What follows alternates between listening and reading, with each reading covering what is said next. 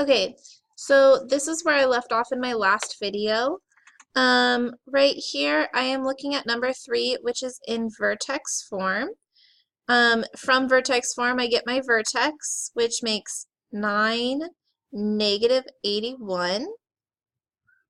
Okay, the reason why I get the negative 81 is because when I subtract over to the other side, I get x minus 9 squared minus 81 equals 0. Now, normally we'd go and solve this out, but right now I am telling you that this is not going to factor. We're not going to be able to get this within the realms of our course. So I'm just going to skip the rest of this and move forward. Okay. Number 4. Right now I'm looking at something that is called something special. Lots of us are struggling with this. It's called a difference of squares. Okay. So since it's a difference of squares, we get to take a shortcut. Don't worry, I'll show you long ways too, because I'm sure that's how most of you are going to do it. But as I'm looking at this right now, x squared is a perfect square. 25 is a perfect square. And this subtraction sign is why we call it a difference. So it's a difference of squares. X squared, the square root of it is x. 25, the square root of it is 5. So I get x plus 5 and x minus 5. It does not matter what order they're written in. Okay, so that's how I would do it the shortcut way. Now, I do know that lots of you do not like that way at all. You're like, that didn't make sense. I don't even know what a root is. So we still have our x in our box. And we're going to multiply to the last number times the first number, which is negative 25. The middle number is not here. So if you don't see a middle number, it's the same thing as having nothing there or a 0 there. So we're going to get to add to 0, multiply to negative 25. What does that is positive 5 and negative 5. So we can go ahead and make our box. We get x squared up top. We get negative 25 on bottom. When we plug in the 5x and negative 5x, we can go through. I've taught you always, always, always, x and x go on the outside. I get a 5 here and a negative 5 here, which leads me to my same factored answer right here that I got from the shortcut. Your choice. I don't care which way you do it. You will encounter some sort of extra credit having to do with this difference of squares.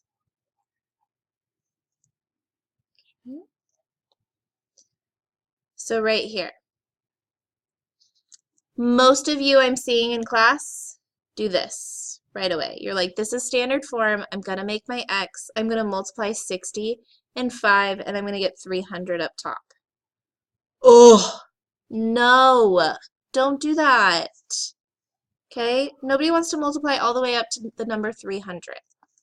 So what I'm looking at right now are 3 terms that have something in common. So my hint to you is that you're always going to look for a GCF. A GCF is called the greatest common factor. So in class, I always kind of joke around like your BFF, the GCF, because it makes your work so much easier. You're going to take out a 5 from all of these. All of these are divisible by 5. You'll take out a 5. Which leaves you with x squared minus 35x plus 12. Okay? My hope is at this point you have realized that I have made some sort of mistake.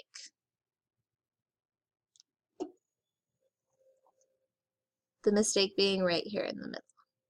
When I divide negative 35 by 5, I get negative 7. Okay. At this point, that's when we'll make our X and our box. But I do have a question for you. I want to know what my y-intercept was. Okay? And some of you are going to tell me that it's 12. I'm telling you it is not. My y-intercept is 60. Okay? It's important that you understand that the y-intercept is taken the moment that it's in standard form with no parentheses at all. Okay? Right now we've started to factor. We have parentheses. That's not standard form right now. Even though it kind of sort of looks that way, it's not. Okay? It's in standard form all the way up here. And we did work on kind of proving this the other day, where I told you if I plugged in 0 here and I plugged in 0 here, yes, I'm left with just a 12, but I still have that 5 on the outside, and the 12 times 5 makes 60.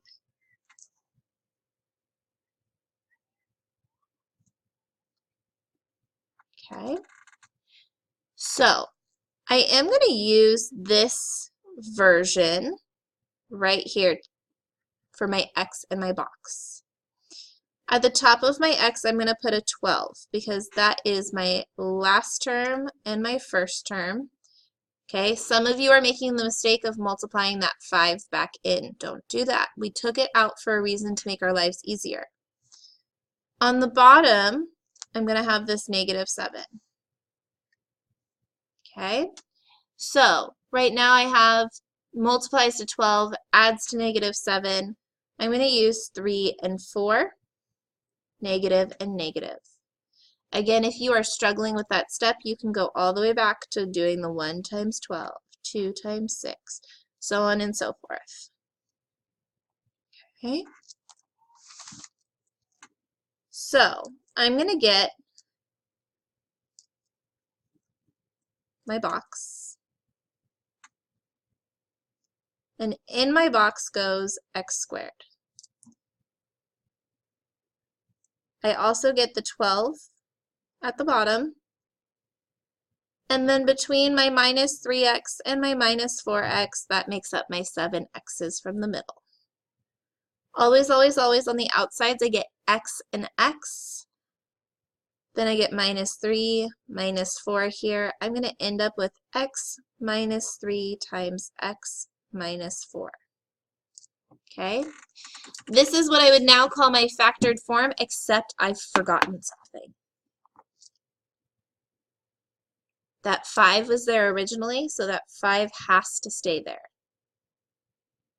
At this point, I'm asking you to take factored form and turn it into x-intercepts. This means that you're going to use the zero product property, or what some teachers like to call solving.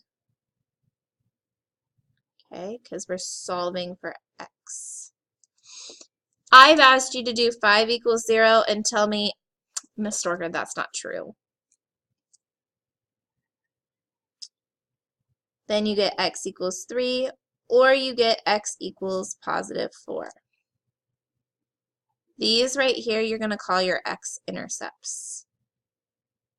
Okay? I know that we're doing a lot right now. I know that if you're watching this video and you're somebody who's already learned how to factor, you're like, oh my goodness. But I am asking you to graph these eventually, which means that you need to have the fluidity to understand what each part of your graph is. Okay, so I'm doing it long ways. I'm putting all the work into it so that you can see every piece of it. When I showed you a problem like this in class, you freaked out. Okay, it's not much different than what we've been doing. Our first step is always to get everything on one side. So we've done that before. We did it right here, where we had to move the 81.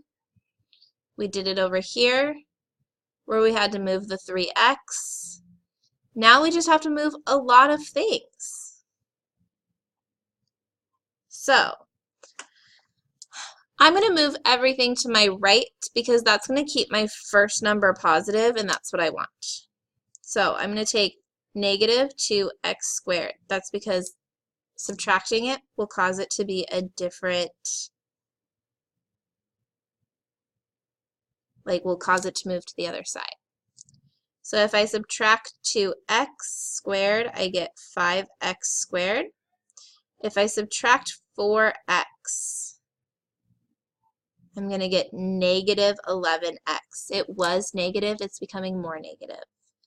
I have positive 1. I'm going to add 1 to both sides because I'm trying to get rid of that negative 1 on this side. So I end up with positive 2. And now I'm sitting here and I'm like, can I pull out a greatest common factor? Because I'm looking at this and I'm like, there's a number here. Like, this might turn out to be kind of big. And I'm wondering if I can take out a greatest common factor. Unfortunately, I can't here. So I am going to have to multiply through and figure some things out. So, first thing I have right now is my y-intercept. Okay, I had standard form. I have my y-intercept. It's 2. The next thing I can do is I can change this into factored form using my x and the box. I get 5x squared. I get 2 here. I'm going to multiply those together to get 10 up top. On the bottom, I get negative 11. So it means I multiply to 10 and I add to negative 11. My answer is going to be 10 and 1. It's actually the first thing that you should be multiplying, but it's the thing that people forget the most. So if you call me over during the test and you say, I can't get this, like I don't understand, I'll tell you, okay, well you need to start from the beginning, like go ahead and find all the factors.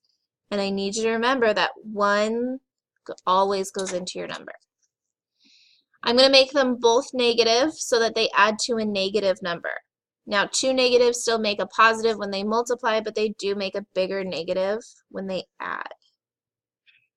I'm going to end up with negative 10x and negative 1x. So here I get x and x always. Because I have this 5 there, I'm going to need a 5 on the outside in some way, shape, or form. I'm allowed to split that 5 or take that 5 all to one side. 5 is a particularly difficult number for me to split. So I'm going to assume it's going to go all to one side, but I'm going to check which side it's going to go on. So I'm looking, does 5 go into 10? And you should say yes. Does 5 go into 1? It does not. So that's what tells us that it goes on the left-hand side, not on top. So 5x goes into negative 10x negative 2 times. X goes into negative 1x negative 1 times. We're going to double check to make sure we did it right by multiplying negative 2 times negative 1, and that gives me a positive 2. So my factored form is now 5x minus 1 times x minus 2. This is where some of you are skipping steps. And it's not okay to skip steps because eventually we're going to have an extra step here that you're going to need to use this for. We're going to set this equal to 0, and then we're going to pull these out and get 2 separate equations equal to 0. It's important that you are writing your factored form. Lots of people are skipping this step. Don't skip it. It's important. I'm going to add 2 to both sides. I'm going to add 1 to both sides. I get 5x equals 1. Here I get x equals 2. I get x equals 1/5 and x equals 2. Okay.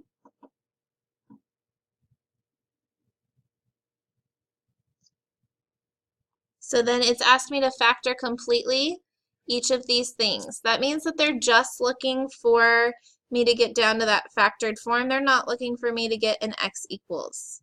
We're going to do it anyways. Okay. So my y-intercept here is 30. That's because this is in standard form right now. Okay. I'm going to go ahead and I'm going to factor. So I'm going to use my x in the box to factor. At the top of my x, I'm going to put 30, not because it's the last number, but because it's the last number times the first number. On the bottom of the x, I'm going to put negative 11 because it's that middle number. I get to use that x squared to fill in my top box and that 30 to fill in my bottom box.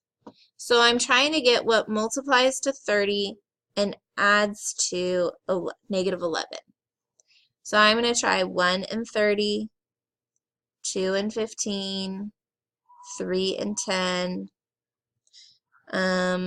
4, 5 and 6. I know I'm done because I've hit like where I'm going to come back around. So 5 and 6 makes 11. I need it to be negative, so I'm going to put a negative sign in front. So I get negative 5x and I get negative 6x. I always get x and x on the side. This time I don't have to put anything extra there because there wasn't anything extra in front. I get negative 5, I get negative 6, and negative 5 times negative 6 does in fact make 30. So now I get factored form x minus 5, x minus 6. At this point, we should have the answer that's in the back of the book or in the back of the packet. So let's check. Okay, x minus 5, x minus 6. All they asked for was for factored form. Okay, but I've got a little bit of space. I'm going to solve for my x-intercepts. So I'm going to get x equals 5, and I'm going to get x equals 6 by setting each of those things equal to 0 and then going ahead and solving for them. Okay. H squared plus h minus 90. Some of you are freaking out when I give you different variables. If you change this to x squared plus x minus 90, I really don't care. That's totally fine.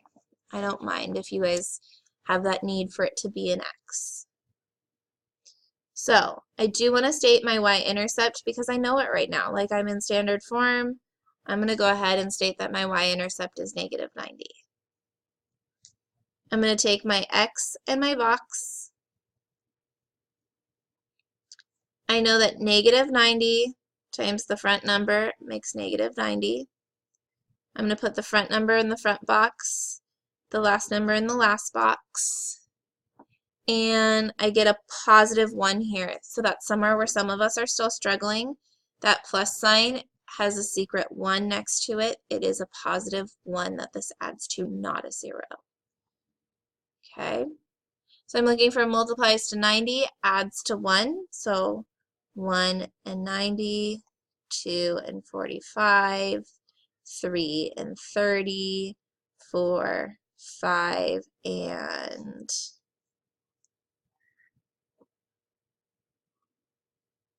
18.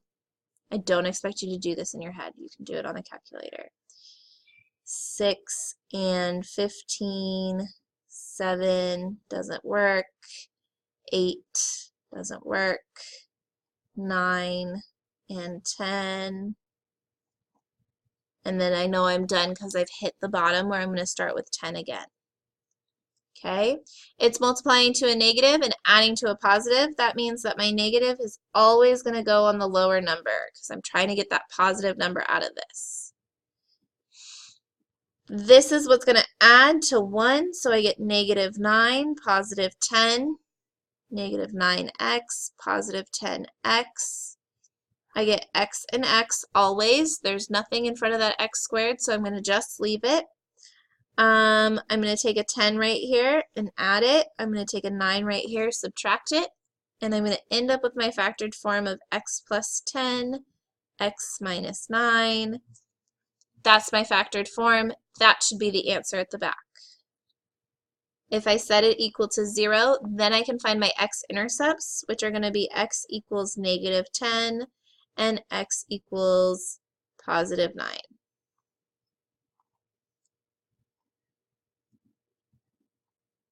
Here, even though this only has 2 numbers, it is in fact in standard form.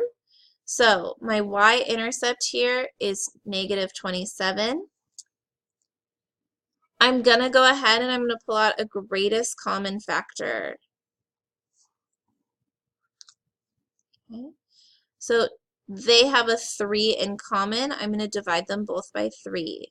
This leaves me with 3n squared minus 9.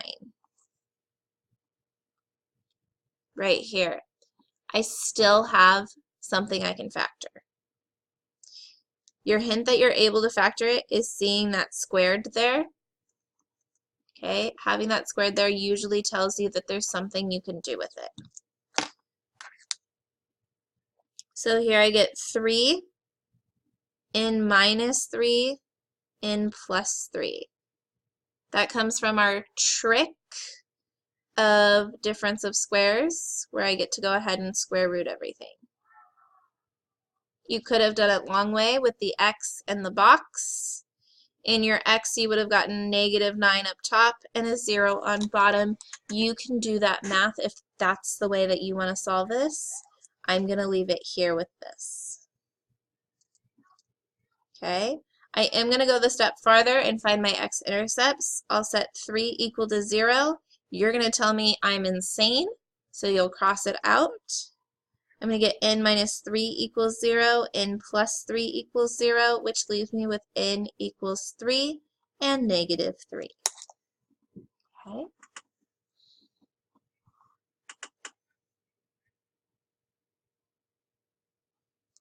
Coming over here, and I'm going to go ahead and erase my work that came into this box.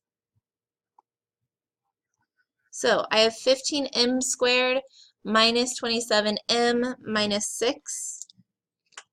Again, if you want to change those to x's, it's totally fine for you to do so. I am looking right now at these and I'm going, oh my gosh, these are big numbers. I'm looking for a greatest common factor. My hint to you is always to start with the lowest number there. So the lowest number in here right now is 6. I'm trying to see if 6 divides into each of these. 6 doesn't divide into 15. It doesn't divide into 27.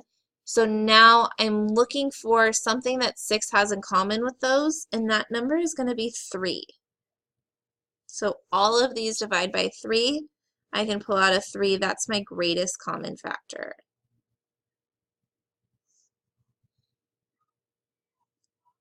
When I do that, 15 divided by 3 is 5. The m squared stays. I didn't do anything to that. Negative 27 divided by 3 gives me negative 9. The m stays. I haven't done anything to it. Negative 6 divided by 3 gives me negative 2. I haven't done anything to any m's. There's no m's that I add in there. Okay. I am going to say that this was already in standard form. That means that the y-intercept was negative 6. Do not make the mistake of saying the y-intercept was negative 2. Take the y-intercept right away. So, I get my x and my box. In my x, I get negative 2 times positive 5, negative 10. I get 5m squared in my box. I get negative 2 in my box. That minus 9 goes on the bottom. So I'm looking for things that multiply to 10, add to 9. So I'm going to go 1 and 10, 2 and 5, blah, blah, blah. It's going to come all the way back around. That's going to be it. That's done. I'm looking for a negative number this time, and it multiplies to a negative. So I'm looking to put a negative on my higher numbers. So negative 10 and positive 1 are going to work to add together to get negative 9. I get negative 10x, 1x. Okay, this is why some of us prefer the x's compared to the m's, because right now I just mixed my variables up.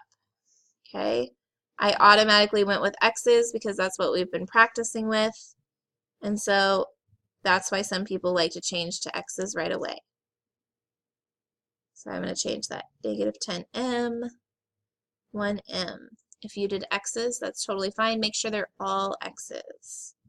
So here I get m and m on the side. I'm looking for, does 5 go into 1 or does 5 go into 10? It goes into 10. So I'm going to take the 5 there. 5 goes into negative 10, negative 2 times. M goes into 1m once. 1 times negative 2 makes negative 2. It should have been a negative there, so I know I did it correctly because I went back and double checked and made sure that it should have been a negative. So I get 5m plus 1 times m minus 2. This is called my factored form. It must be written down, okay? So lots of you are starting to skip that step. Don't forget, it has to be written. This is actually what I'm specifically looking for right now. Equals 0. I get 5m plus 1 equals 0. I get m minus 2 equals 0. That's because I'm going for those x-intercepts right now just for fun. M equals negative 1 over 5. M equals positive 2. I did skip a step right here. You might want to show that step. Okay.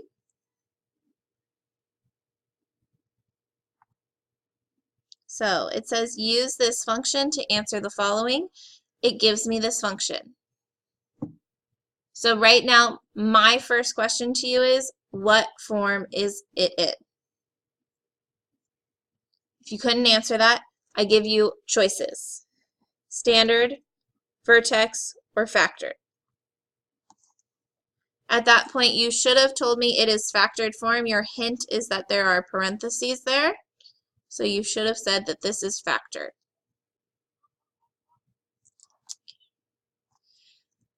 From factored form, there's a lot of work that we have to do. Okay? So, from factored form, I've taught you how to go to standard form. We're going to go ahead and we're going to do that work over here on the side.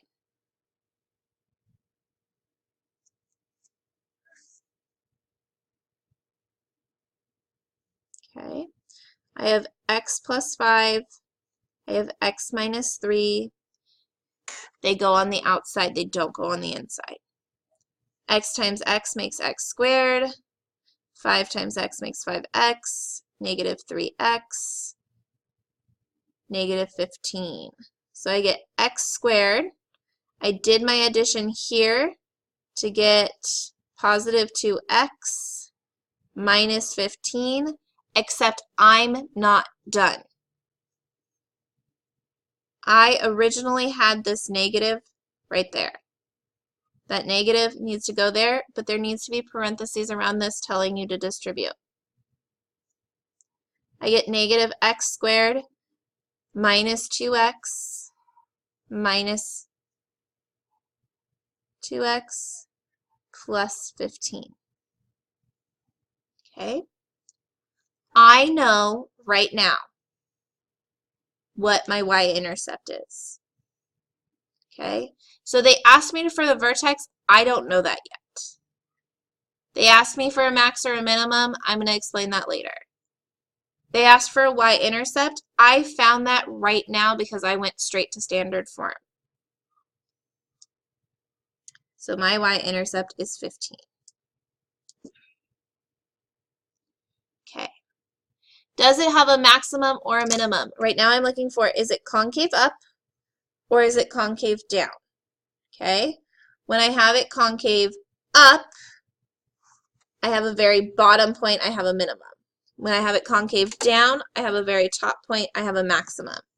So I actually have told you when you see this that you should tell me, is it concave up or concave down? And you would go concave down. I've told you that when you look at that, does it have a maximum or a minimum? And you should say that it has a maximum. Okay? Your explanation can be as simple as drawing this picture for me. Or you can go through the entire, like, verbatim what I just said. Okay?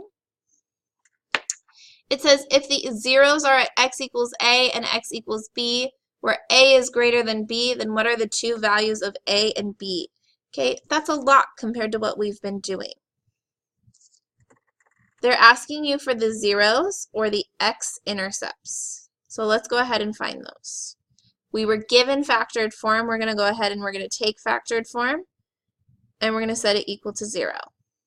I do like to see that you know that -1 does not equal 0 and for you to cross that out.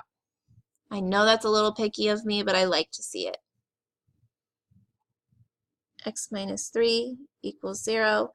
I get x equals -5 and x equals +3. They have asked that you put it in order. So they want A to be less than B. That means they want the smaller number first. -5 is our smaller number just in the fact that it's negative. Okay, so just by being negative, it's already put itself there. B is going to be there. It's the bigger number. Okay. So this puts me at looking for my vertex, my axis of symmetry, and M of 7. And some of you are like, oh my gosh, I don't even know. Okay. We're going to do it step by step. Don't worry. For the axis of symmetry, I've asked for you to draw this. I've also taught you beforehand, like last unit, that you could take the middle number and divide by -2a. Okay? But lots of us really struggled with that. So I have asked you to draw it. I've asked you to go ahead and put it on a graph. So I get a point here, and I get a point there. I'm actually going to use a highlighter. And I'm going to tell you that I'm going to move 1, 1, 2, 2. I'm in search of the middle right now. 3, 3, 4, 4. That puts my middle right here. That means my axis of symmetry is located at x equals. It is important that you write it that way. X equals. Lots of us are forgetting it. It needs to say x equals -1. Okay? That -1 is because it's at the -1 position. I've told you once you get your line of symmetry, you can take that x and you can plug it into vertex or into factored form in order to get your vertex. So I'm going to get -1 plus 5, -1 minus 3. I'm going to get -4, -4. This is a way for you to check to make sure that answer was right. So those two numbers should match. If they don't match, you messed up somewhere, like whether it was in your factored form, if you weren't given the factored form, or with your line of symmetry, if it was with your line of symmetry, or with your zeros, like something messed up. So -4 times -4 is going to give me a +16. Okay, but that is not the answer to my vertex. My vertex must be in a parenthesis, comma, parenthesis form. The x of my vertex is -1. That's why I got to plug it in. The y of my vertex is 16. That's what I just found. That was the work I did. Okay. We can always take a number and plug it into something.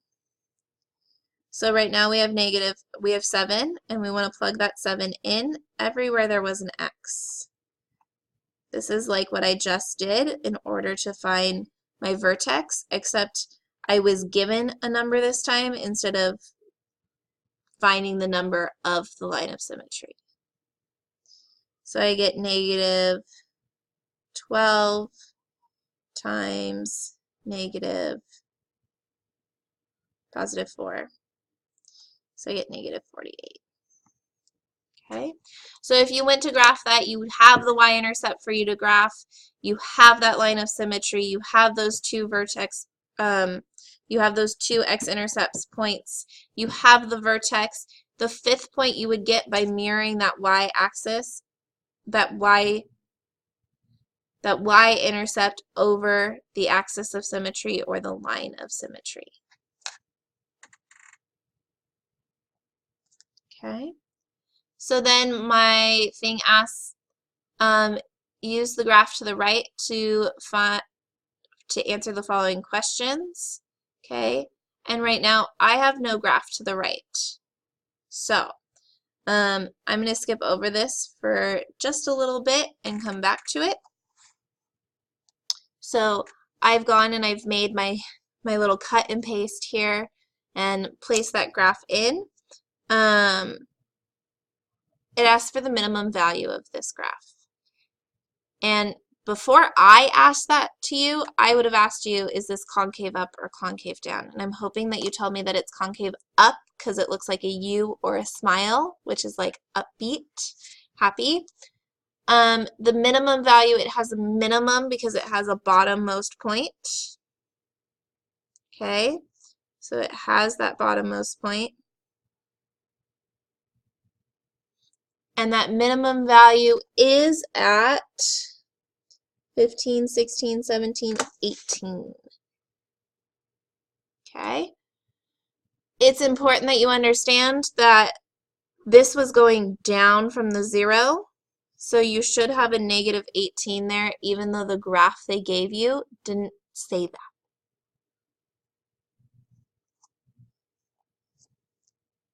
Here I have a 5 and a 1 as my roots. I like for you to say x equals on there. That way I know it's an x equals, that I know it's on the x-intercept, that it's the x-axis that it's on. So it wants to know the equation of the parabola in standard form. Before I can even go there, I need to go with factored form. Okay? They didn't lead me to standard form yet. They asked me about the roots. The roots are there. Okay? I have x minus 5, and I have x plus 1. Okay? That's because this was at a negative 1, this was at a positive 5. I switch them. I always use the opposite when I'm working with x's. Okay, that's because we're working in like a mirror. And if I was pointing this way, okay, my camera has automatically mirrored for me. I'm pointing to my right. You're going to view it as me pointing to my left.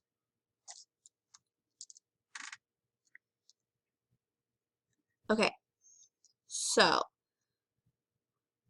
factored form. I need to change this into standard form.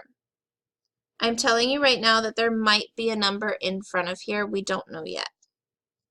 Okay, but I do want to put it there just in case you forget about it. We're going to do the box. I have x minus 5, x plus 1. I get x squared minus 5x plus 1x minus 5. So here I get x squared minus 4x minus 5. So now I'm looking to see, is my y-intercept at 5? Negative. It's not. Okay? Something's happened to it. It's moved down that way in some shape or form. Okay? The graph is actually taller and skinnier than it was before. So that's your hint that you should be multiplying by a whole number in front. To get from -5 to -10, I'm going to multiply by 2. Okay?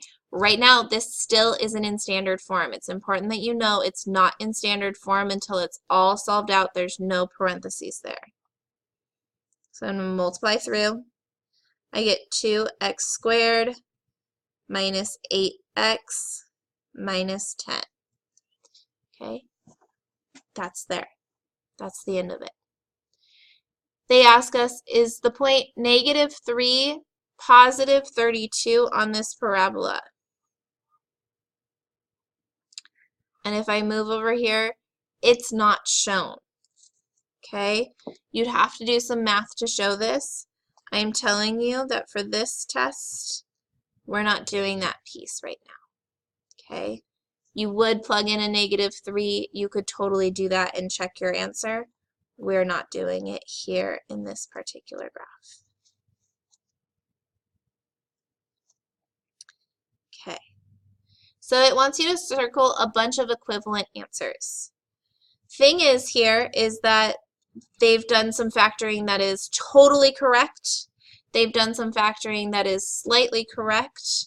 And they've done some things that don't match this graph at all. So I'm going to go through and do the most correct one first. And on the way to the most correct one, we're probably going to see a few. So I'm going to take out a greatest common factor. That's the first thing I look for every time I do a problem, is that greatest common factor. I'm going to divide by 3, divide by 3, divide by 3. So here I get 3x squared minus 6x plus 8. At this point, that was a step. I'm going to check and see if this matches anything. And it does. This one works. Now I'm going to go ahead and I'm going to factor this with my x in my box. Multiplies to 8, adds to -6. It's my first one located way up top. Okay. The rest of what I'm doing is stuff that we have not necessarily gone over in class. I'm not going to ask you a multiple choice question like this on your test, but I do want you to see that some of these are equivalent. So I multiply out and I get 3x minus 12 times x minus 2. So I'm looking for anywhere that might be there. I'm seeing a 3x minus 12 here, but it doesn't match, so that needs to go away. It's not correct. I see a 3x minus 12 here, and I do see an x minus 2. This is correct even though it's in a different order than I had it placed in. Okay, same like with this. It was in a different order than I had it placed in, but it was still correct. This one's definitely not right. It doesn't have the 3 in front of it. It's never going to work because it doesn't have that 3. Okay. The last thing that I'm going to go ahead and try is I'm going to go ahead and try distributing that 3 not to my front parenthesis, but to my back parenthesis only. So here I get x minus 4, 3x minus 6, and that gives me this second one right here. Okay, so all of those are slightly correct answers that I expect that you probably give me on the test. But the best one, the one that I want to see, is this guy. That's the best one. It's the one I want to see.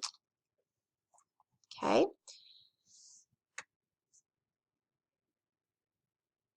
I'm going to go ahead and I'm going to solve this out, get the x-intercepts.